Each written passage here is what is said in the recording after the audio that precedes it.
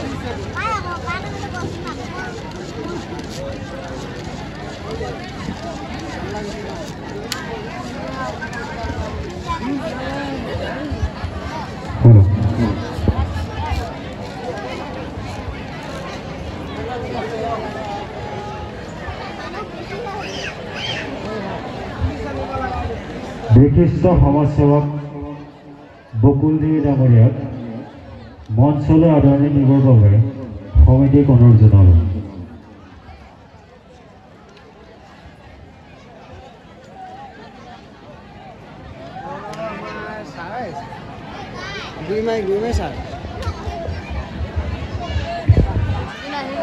তেখেতক এখন ফালিয়ে আদৰণি জনাব সমিতি সদস্যা টিনাৰাণী পাটৰে।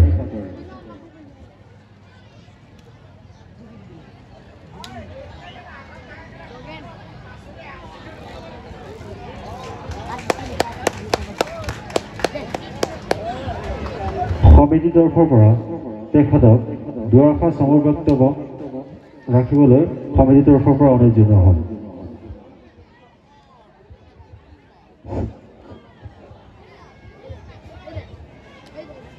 মোৰ অতি শ্ৰদ্ধাৰ জৰাবাৰী আঞ্চলিক তিৱা ছাত্ৰ সন্থা আৰু নিজ জৰাবাৰী তিৱা পিছাক পিছু উদযাপন সমিতি উদ্যোগত হোৱা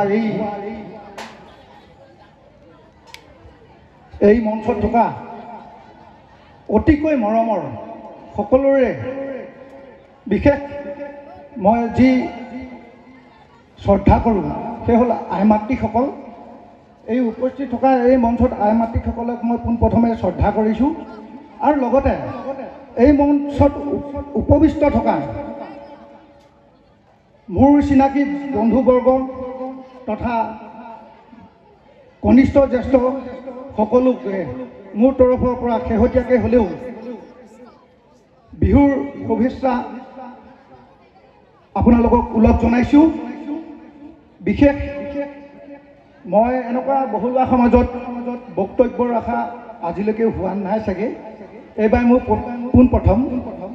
সেয়েহে যি দুআষাৰ বক্তব্য ৰাখিম তাত যদি কিবা ভুল ত্ৰুটি হয় আপোনালোকে মোক নিজৰ সন্তানৰ দৰে ক্ষমা কৰিব।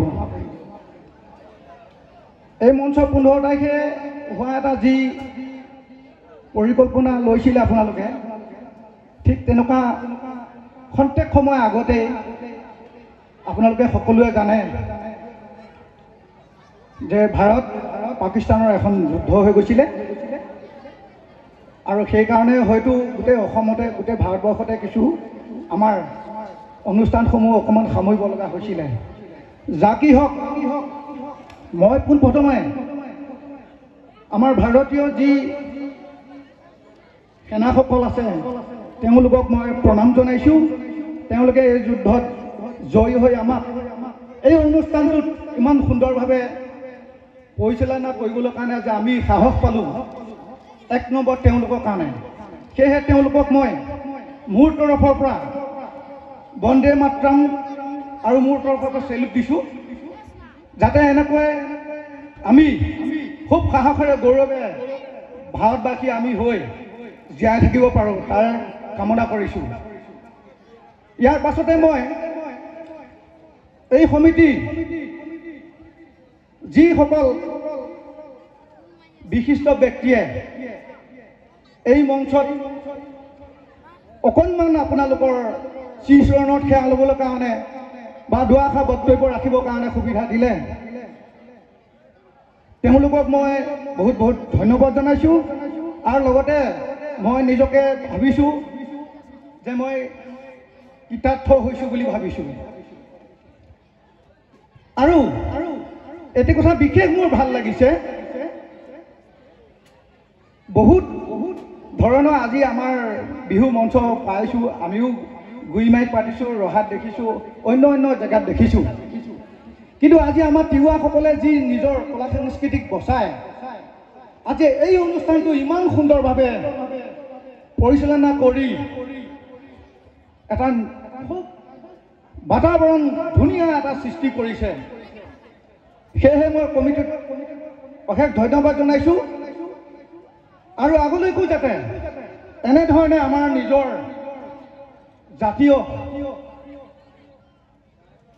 জাতীয় বুলি ক'বলৈ সকলোৱে জানে, তিৱাসকল আমি এনেও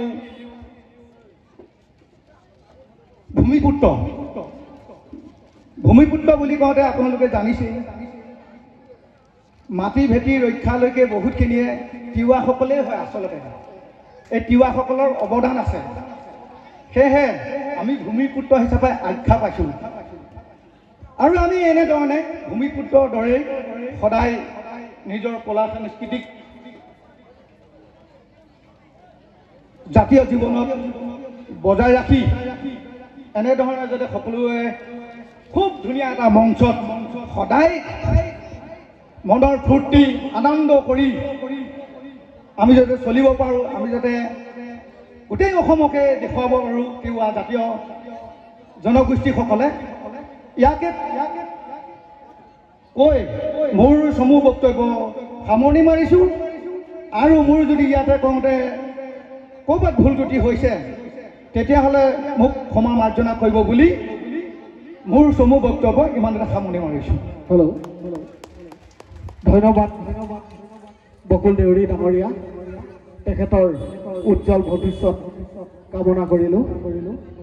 এতিয়া আকৌ আমি নৃত্যৰ মাজলৈ আগবাঢ়িবলৈ ওলাইছোঁ। এতিয়া আমি যোৱাবাৰী গাঁৱৰ বোৱাৰীসকলৰ জৰিয়তে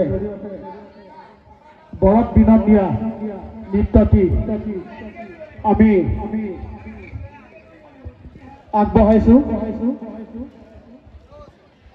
গতিকে আমি তেখেতলোকক সাজু হ'বলৈ জনোৱা হৈছে। এয়া আপোনালোকলৈ আগবঢ়াইছোঁ বৰত দিনত দিয়া নৃত্য।